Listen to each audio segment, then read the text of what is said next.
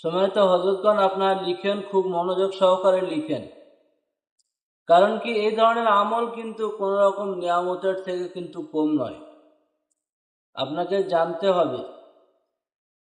আপনি হয়তো মনে করছেন ছোট্ট একটা আমল, তো এটার মধ্যে থেকে কি পাবো?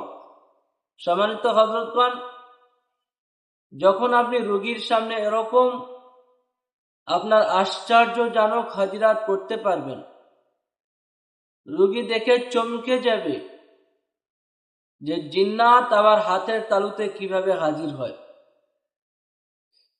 জীবনে কোনোদিন কোনো মুদাব্বিরের কাছে এই সিস্টেম তারা দেখেনি। তো সে যখন আপনার এই কেরামতি বিদ্যা দেখতে পাবে, তো দেখবেন এমনিতেই সেই রোগীর দিলের ভিতরে এই চিন্তা চেতনা চলে আসবে যে না, এখান থেকেই আমার ট্রিটমেন্ট করলেই আশা করা যায় আমার জিন জাদুর সমস্যার সমাধান হতে পারে। আর হবে ইনশাআল্লাহ। কারণ এই জগতে তো আর আমরা এমনি এমনি আসিনি, সাধন করেই তো তবে বসে আছি। এই জগৎ তো আর এমনি এমনি তো মনে করুন আমাদেরকে এত কাজের ইজাজত দেয়নি।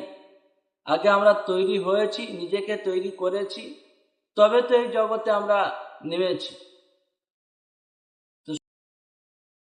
তো সম্মানিত হযরতগণ, সবাই বিষয়টা মাথায় রাখেন এবং অত্যন্ত গুরুত্বর সাথে আপনারা এই হাজিরাতের যাকাত আদায় করবেন।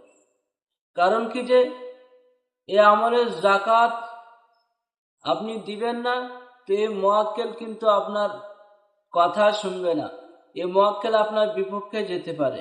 সেজন্য অবশ্যই আপনি সুন্দর করে যে নিয়ম আপনাদেরকে লেখানো হয়েছে, ওই নিয়ম অনুসারে আপনি যাকাত আদায় করবেন।